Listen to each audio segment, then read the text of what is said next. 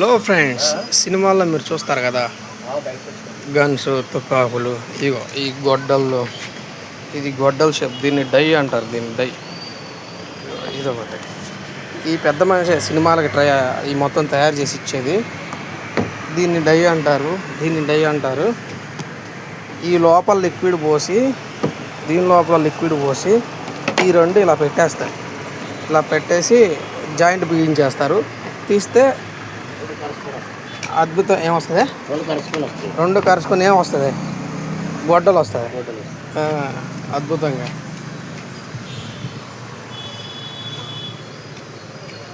Simhadri cinema చేసింది నువ్వేనా కదా?